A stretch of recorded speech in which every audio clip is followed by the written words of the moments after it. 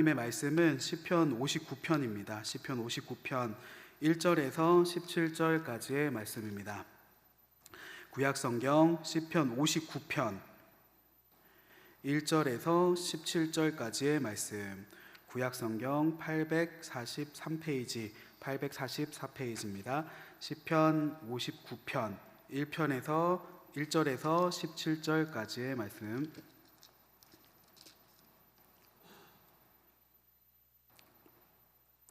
다 찾았으면 저부터 한 절씩 교독하시겠습니다. 나의 하나님이여, 나의 원수에게서 나를 건지시고 일어나 치려는 자에게서 나를 높이 드소서.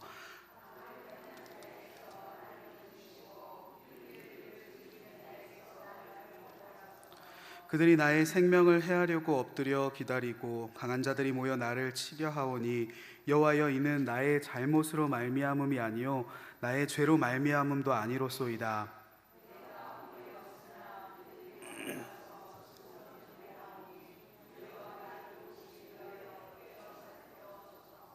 주님은 만군의 하나님 여호와 이스라엘의 하나님이시오니, 일어나 모든 나라들을 벌하소서. 악을 행하는 모든 자들에게 은혜를 베풀지 마소서. 셀라.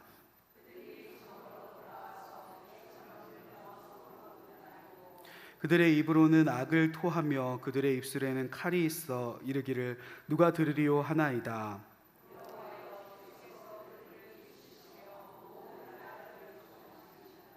하나님은 나의 요새이시니 그의 힘으로 말미암아 내가 주를 바라리이다.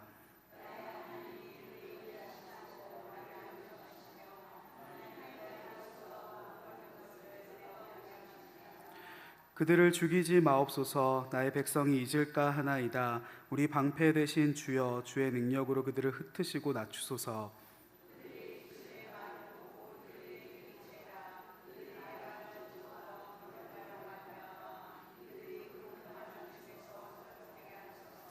진노하심으로 소멸하시되 없어지기까지 소멸하사 하나님이 야곱 중에서 다스리심을 땅끝까지 알게 하소서. 셀라.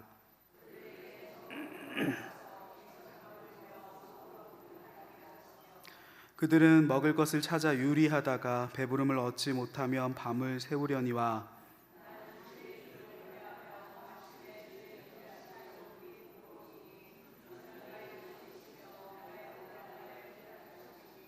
함께 읽으시겠습니다. 나의 힘이시여, 내가 주께 찬송하오리니, 하나님은 나의 요새이시며 나를 긍휼히 여기시는 하나님이시니이다. 아멘. 감사헌금 드리신 분이 있습니다. 서귀포교회가 부흥하기를 원합니다. 이지 신창현 감사헌금 드리셨고, 박상현 이나이 11조, 그리고 같은 11조 헌금 드렸습니다. 담임 목사님 가정의 자제분들이 교회 방문 중에 헌금해 주셨습니다. 우리 잠깐 기도하시겠습니다. 살아계신 아버지 하나님, 주님 이름을 높여드립니다. 오늘 우리 예배드리는 이 시간 가운데 하나님께서 크신 은혜를 허락하여 주시고, 우리의 심령의 모든 묶인 것들과 매인 것들, 우리의 모든 마음의 어려운 것들 주님 앞에 정직함으로 고백하고 내려놓으며 하나님 앞에 맡겨드리며 모든 일들의 풀림을 경험할 수 있는, 하나님의 권능과 위로하심을 경험할 수 있는 시간이 될 수 있도록 역사하여 주시옵소서. 교회 방문 중에 헌금한 이 손길 가운데 하나님께서 크신 은혜 더하여 주시고 하는 모든 일에 형통함을 더하여 주시며, 담임 목사님의 가정 가운데 평강 주시고 은혜 주시며 하나님의 놀라운 일들이 나타날 수 있도록 담임 목사님의 가정을 붙들어 주시고 함께하여 주시옵소서. 이런 일들이 일어날 것을 믿음으로 선포합니다. 감사드리며 예수님 이름으로 기도드리옵나이다. 아멘. 네, 우리 옆 사람과 함께 인사하시겠습니다. 우리 사랑하고 축복합니다. 함께 인사하시겠습니다. 사랑하고 축복합니다. 사랑하고 축복합니다. 날씨가 계속해서 덥습니다. 해는 짧아져서 이제 저녁 6시, 7시만 되면은 어둑어둑 해가 지고, 또 새벽 기도를 마쳐도 아직 해가 뜨지 않는 이렇게 가을철, 겨울철로 날씨가 변해가는 것이 아니라 해가 짧아지고 있는데, 날씨는 다시 여름이 온 듯 굉장히 더운 것 같습니다. 오늘도 차 타고 오는데 차에 그 온도계를 보니까 30도, 31도, 32도 그렇더라고요. 저도 이 앞에 서서 지금 앞으로는 땀을 흘리고 있지 않지만은 뒷머리로 계속해서 땀이 흘러내리는 것을 느끼면서 이 여름이 언제 가는가, 이 더위가 좀 누적되는 것 같다라는 생각도 하게 됩니다. 이 더운 계절이 지나고 이제 좀 선선해져야 우리의 마음도 또 몸도 시원함과 선선함을 느낄 텐데, 이 더위가 계속 되다 보니까는 이 몸의 피곤함도 누적되고 지치고 또 힘든 것들이 계속되는 것이 아닌가 생각을 해보면서, 그런 계절이 계속 될수록 힘주시고 능력 주시는 분 오직 하나님 한 분이시니 그분의 능력으로 우리의 몸과 마음은 지칠지언정 하나님께서 주시는 그 성령의 충만함으로 우리의 영혼만은 늘 생기가 넘치시기를 주님 이름으로 축복합니다. 오늘은 시편 59편의 말씀을 가지고 악인을 상대하는 방법이라는 제목으로 하나님의 말씀을 전하려고 합니다. 우리가 살면서 힘든 사람을 만날 때가 있습니다. 반드시 그런 사람이 꼭 우리 주변에 있기 마련입니다. 앞으로 내가 그 사람 안 보면 그만이지, 앞으로 안 만나면 될 수 있는, 안 만날 사람이라면 상관없겠지만은 자주 봐야 하는 사람, 그리고 가까이 있는 사람, 그 중에 꼭 한두 사람 힘든 사람이 있기 마련이죠. 나랑 안 맞는 사람이 반드시 있고, 또는 반대로 어떻게 나를 괴롭히는 사람도 항상 있기 마련입니다. 그래서 그런 사람을 만날 때 우리 그리스도인들, 믿음의 사람들은 어떻게 이런 일들을 대처해야 되는가, 나를 힘들게 만드는 사람은 어떻게 대처해야 되는가 하는 그런 말씀을 함께 나눠보려고 합니다. 성경책을 한번 보시면은 오늘 본문을 한번 보십시오. 오늘 시편 59편의 맨 위에 보면은 이 시가 어떤 시인가 그 표제가 나와 있죠. 세 가지 표제가 이렇게 하나씩 나와 있습니다. 눈을 보시면은 첫 번째는 다윗의 믹담시다. 그리고 두 번째는 인도자를 따라 알다스엣에 맞춘 노래다. 그리고 세 번째로 사울이 사람을 보내어 다윗을 죽이려고 그 집을 지킨 때라고 이 시가 지어진 배경, 또 누가 지었는지, 어떻게 노래 부르는 것인지 그것에 대해서 설명을 해놓은 표제가 있죠. 이 믹담시라는 것은 황금시라는 의미라고 합니다. 황금시 같이 귀중한 시고 또 연단 중에, 고난 중에 지은 시다. 그래서 연단 중에 고난 중에 연단된 황금과 같은 시다, 뭐 이렇게 풀이를 하기도 하고, 또 두 번째로 알다스엣은 파괴하지 마소서, 우리를 파괴하지 마소서, 우리를 구원해 주셔서, 이런 의미라고 합니다. 또는 음악적인 형식으로는 정해진 규칙을 잘 지켜서 불러라, 음악 형식을 파괴하지 말고 불러라 라는 음악 형식으로도 읽을 수 있다라고 얘기를 합니다. 그 중에 세 번째가 구체적인 배경을 보여주고 있죠. 사울이 사람을 보내어 다윗을 죽이려고 그 집을 지킨 때라고 오늘 시편의 그 배경을 설명하고 있습니다.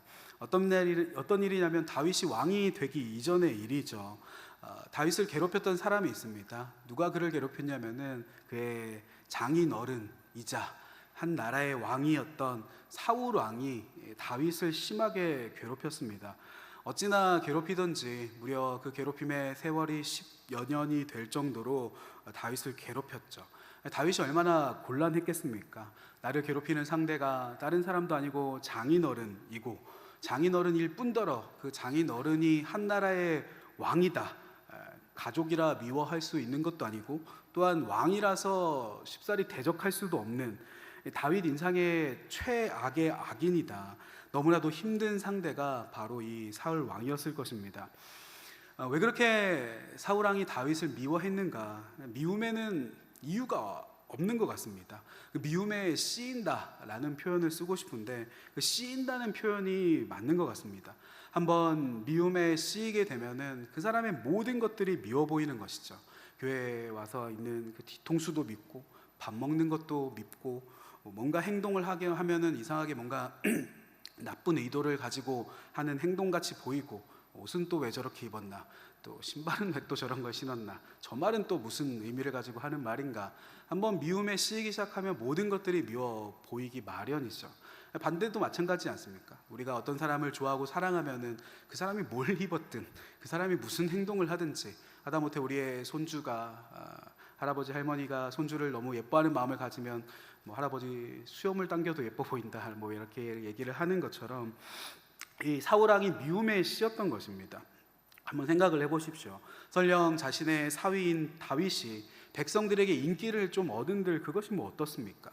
자기의 사위인데, 내 딸의 남편이고 가족인데 뭐 그렇게 인기 얻으면은 우리 가족한테 좋은 일이지라고 생각했으면 좋았을 텐데 그렇게 생각을 하지 못했던 것입니다. 사울 왕이 미워 보였죠. 또한 만에 하나 다윗이 사울의 왕위를 물려받으면 또 어떻겠습니까? 자신의 자녀였던 요나단만이 자식이 아니라 우리가 사위도 자식 같은 사람이라고 얘기를 하지 않습니까? 그래서 다윗이 왕이 되었다고 사울 입장에서는 생판 남에게 왕위가 넘어간 것은 아니라는 것입니다. 다윗은 자신의 사위였기 때문에 다윗이 사위가 된다 한들 그렇게 큰 문제가 생길 그런 일도 아니었던 것이죠. 또한 심지어 다윗의 성품을 본들, 인품을 생각해 보면은 다윗이 왕이 되었다고 한들 사울이나 그 아들 요나단을 홀대하거나 공격했겠습니까? 그럴 사람도 아니었죠. 다윗은 그럴 사람이 아니었습니다. 심지어 이 모든 것들을 자처하고 나서라도 심지어 다윗에게는 애당초 사울왕을 몰아내야 되겠다, 사울왕을 몰아내고 내가 왕이 되어야 되겠다라는 생각조차 다윗은 품은 적이 없었습니다. 애당초 그런 생각을 한 적이 없었죠. 그러니 억울한 것입니다. 이 씌인다는 표현이 딱 맞죠. 미움에 씌인다, 씌어서 그렇습니다. 그냥 미워하고 그냥 괴롭히기 시작하는 것이죠. 내가 힘이 더 많으니까 저 미운 저 녀석을 어떻게 해버려야 되겠다. 그런 괴롭힘을 받았던 다윗의 심정이 어땠을까? 그 세월이 무려 10여 년의 세월이었다면 얼마나 그 심령이 피폐했겠습니까? 왕인, 장인어른이 군대를 동원해서 자기를 죽이러 쫓아다닌다면 혹시 이런 지속적인 괴롭힘을 당해보신 적이 있으십니까? 누가 나를 계속해서 괴롭힌다. 그거 참 힘든 일이죠. 이런 상황을 머릿속에 한번 그려보면서 그랬던 다윗이, 이렇게 괴롭힘을 당했던 다윗이 어떻게 사울을 상대했는가? 다윗은 그렇게 힘든 악인이었던 그 사울왕을 어떻게 상대했는가? 그 악인을 어떻게 상대할 것인가에 대한 교훈을 오늘 본문에서 얻게 됩니다. 첫 번째로 내가 싸울 것이 아니라 하나님께 맡겨야 합니다. 우리가 함께 따라해 보겠습니다. 내가 싸울 것이 아니라 하나님께 맡겨야 합니다. 내가 싸울 것이 아니라 하나님께 맡겨야 합니다. 다윗이 그랬습니다. 1절과 2절을 우리가 다시 한번 읽어보겠습니다. 오늘 본문 1절과 2절입니다. 시작.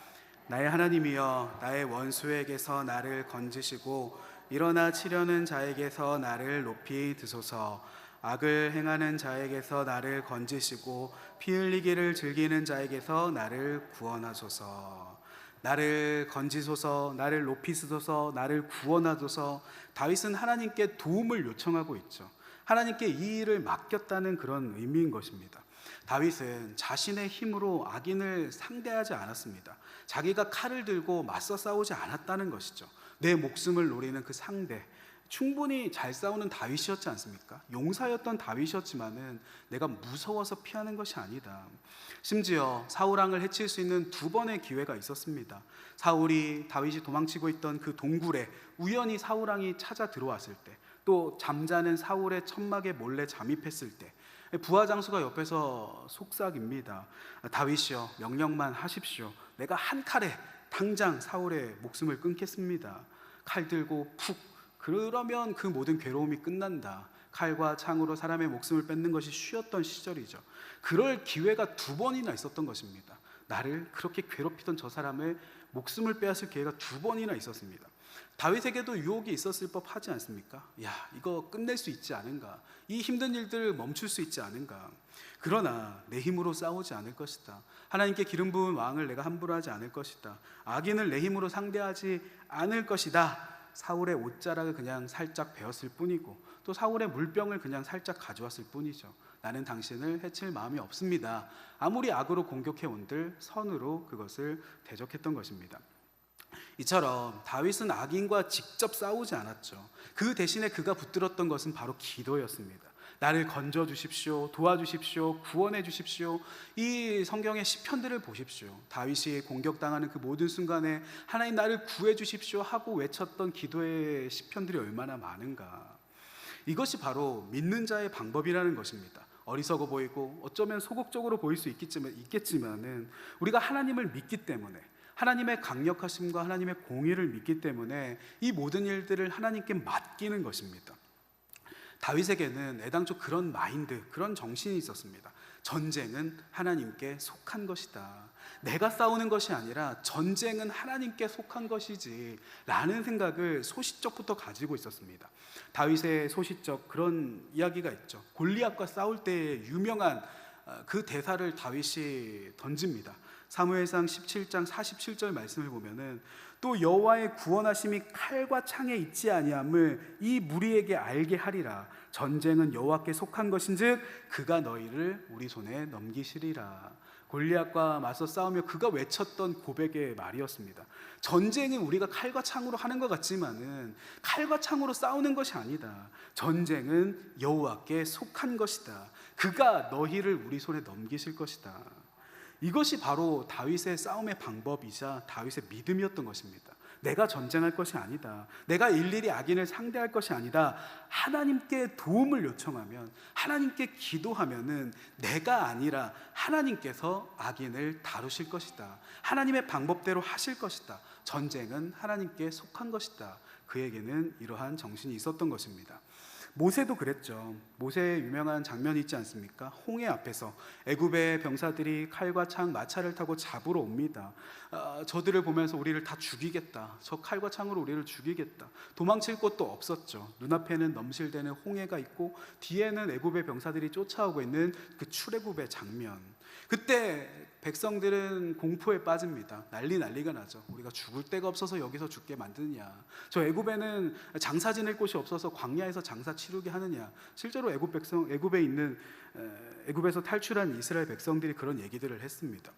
그때 그러한 공포에 질려서 소리치는 백성들에게 모세가 한 말이 무엇입니까?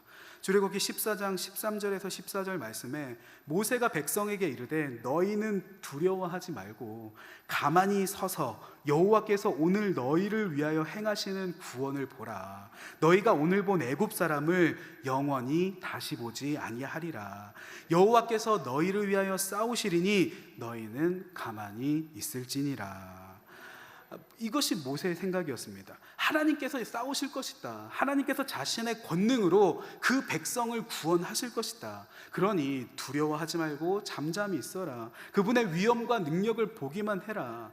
모세는 백성들에게 칼 들고 싸우자고 하지 않았습니다. 다만 이 순간 하나님을 의지했던 것이죠. 너희는 가만히 있으라. 우리는 가만히 있을지라도 하나님께서 뭔가 하실 것이다. 하나님께서 일하시리라. 홍해가 갈라져 백성들이 바다를 건너고 애국 군대는 그 물에 수장되는 일들이 일어나게 되었죠. 악인을 상대하는 방법인 것입니다. 내가 칼 들고 싸우자는 것이 아니죠. 다윗에게는 그 악인이 장인이자 한나라의 왕이었던 것처럼 우리에게도 그런 상대가 있을 수도 있습니다. 내 힘으로 상대할 수 없는, 어떻게 대처할 수 없는 악인이 우리한테 있을지도 모릅니다.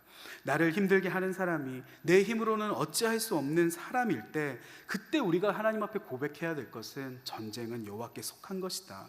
여호와께서 나를 위하여 싸우실 것이다. 두려워하지 말고 가만히 서서 여호와께서 오늘 나를 위하여 행하시는 구원을 보게 하실 것이다. 기도하는 그 백성을 하나님께서 도우실 것입니다. 위로하시고 구원하실 것입니다. 결국 다윗도 그랬지 않습니까? 다윗은 사울과 한 번도 제대로 싸우지 않았지만은 하나님은 결국 끝끝내 사울을 물리치시고 자멸하게 하시고 다윗을 결국은 왕으로 삼지 않으셨습니까?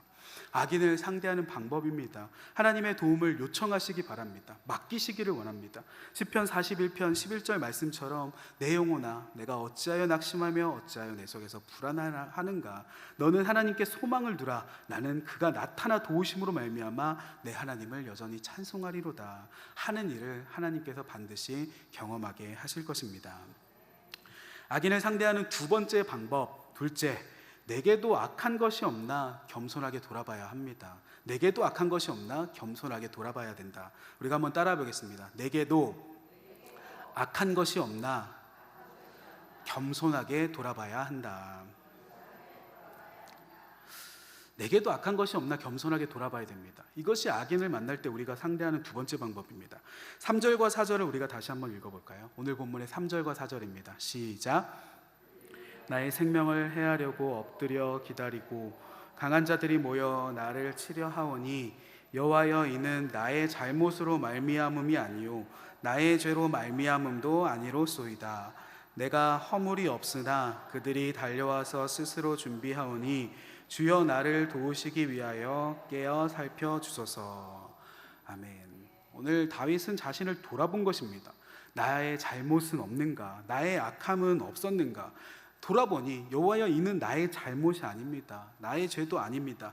내가 허물이 없는데 그들이 나를 죽이려 합니다.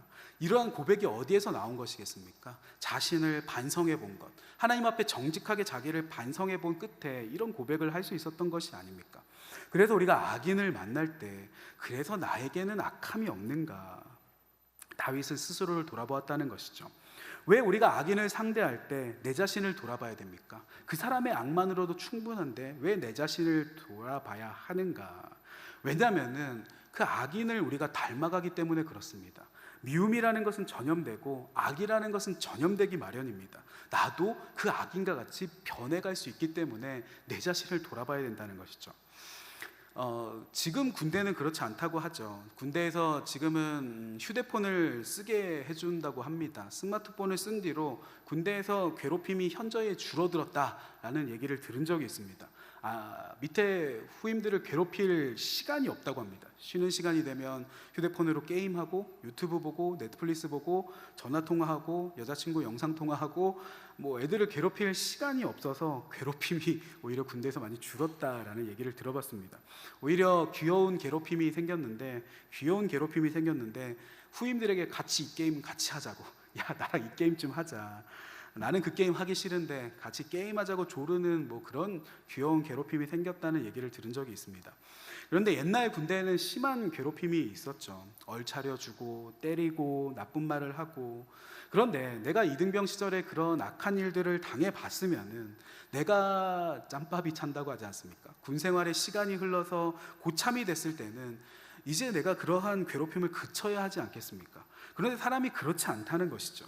내가 이렇게 고생했으니 나는 이제 밑에 사람들을 고생시키지 말아야 되겠다, 괴롭히지 말아야 되겠다라고 생각을 하는 것이 아니라, 나는 이렇게 고생하면서 이등병 세절을 보냈는데 너희를 보니 너희는 너무나도 편하지 않은가? 너희도 나처럼 혼나봐야 되지 않겠는가? 나만 괴롭힘 당하고 억울하다, 나도 괴롭혀야 되겠다, 무슨 보상심리 같은 그런 마음이 찾아온다는 것입니다.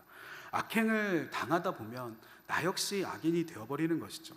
비슷한 예로 옛날에 그런 얘기들을 들은 적이 있습니다. 내가 시어머니에게 심하게 고생을 했습니다. 괴롭힘을 당했습니다. 그러면 훗날 내 며느리에게는 안 그래야 되는데 왠지 모르게 자꾸 울분이 차오르는 것입니다. 나는 내 시어머니한테 안 그랬는데, 나는 그렇게 고생했는데 너는 참 편해가지고 그런다라는 생각을 품게 된다는 것이죠. 그 비슷한 일이 직장이든 학교든 교회든 있을 수 있지 않겠습니까? 악인을 닮아간다는 것입니다. 절대 닮고 싶지 않은 사람처럼 나도 그 악행을 닮아버릴 수 있기 때문에 끊임없이 자신을 돌아봐야 한다는 것이죠. 공격받아 나도 공격하는 사람이 되지 않기 위해서인 것입니다.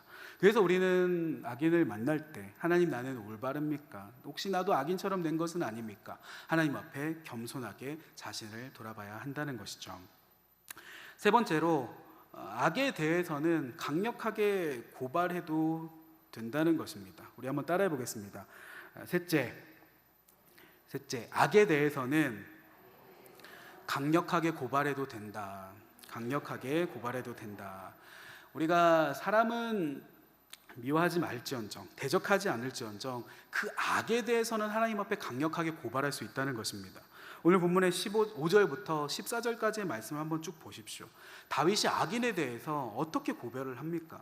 구체적으로 열거를 하고 있죠. 악인을 혼내주십시오, 망하게 해주십시오, 그 악행들을 처벌해 달라고 적나라하게 하나님 앞에 고발하고 있지 않습니까?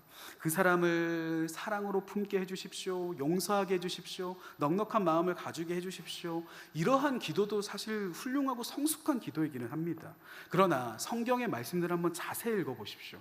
악에 대한 고발의 기도들, 악행을 처벌해 주십시오, 이 악을 물리쳐 주십시오, 그 악행을 처벌해 달라는 기도들도 굉장히 넘치는 것들을 성경에서 발견하게 됩니다. 11절 말씀을 한번 보십시오. 11절 말씀을 우리가 같이 한번 읽어보겠습니다. 11절입니다. 시작. 그들을 죽이지 마옵소서. 나의 백성이 잊을까 하나이다.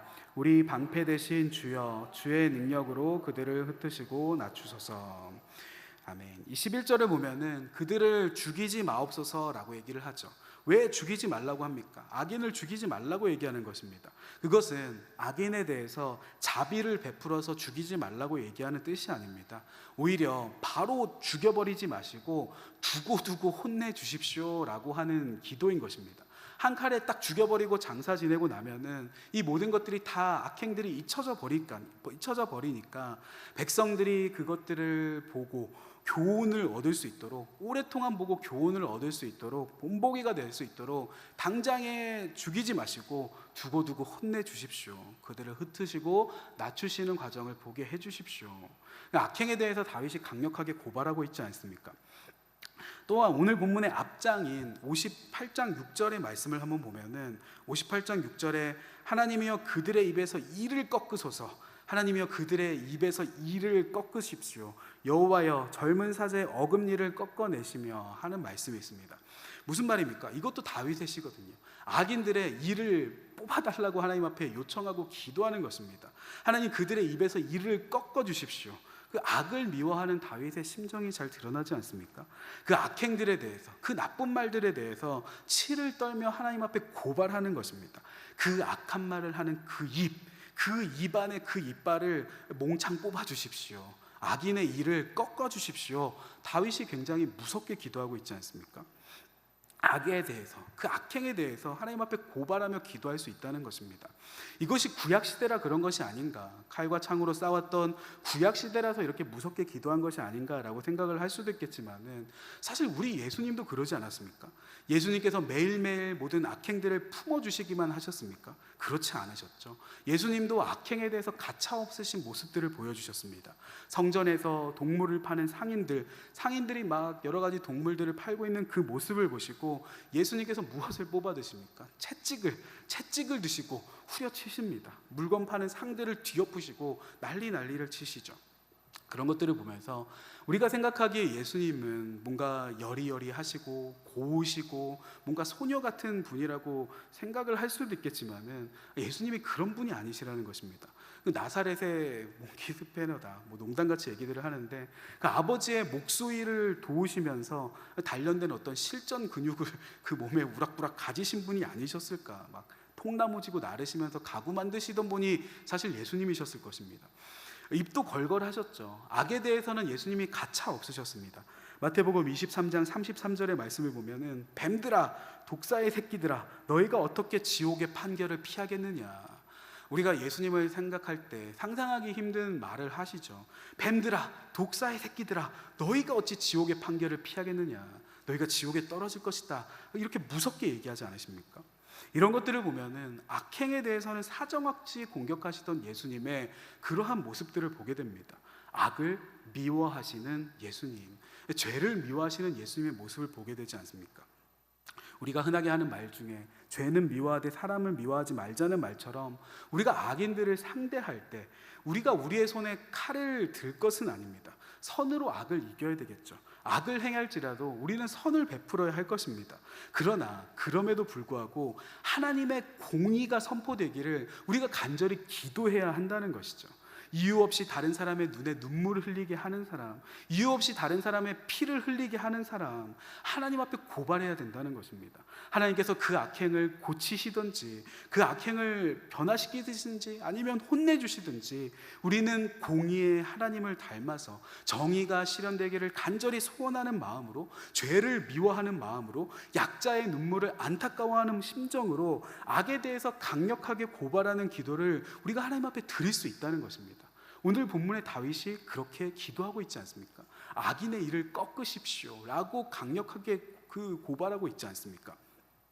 우리가 그래야 됩니다. 이 땅에서 일어나는 그러한 악한 일들을 보면서 우리가 거룩한 분노를 가져야 되지 않겠습니까? 어떻게 이러한 악한 일들이 이 세상 가운데 일어나는가? 우리가 분연히 일어나 칼을 뽑아드는 것이 아니라 분연한 마음을 가지되 분연히 무릎을 꿇고 주님께 기도드리는 것입니다. 하나님, 이 땅의 정의가 땅에 떨어졌습니다. 하나님, 이 땅을 고쳐주십시오. 악인들의 길을 꺾어주십시오. 죄 없는 자들의 눈물을 씻어주십시오. 하나님의 정의가 이 땅 가운데 선포되게 하여 주시옵소서.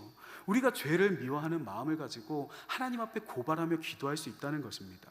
이러한 기도들을 하나님께서 들으시고 세상의 악행을 그치게 하실 것입니다.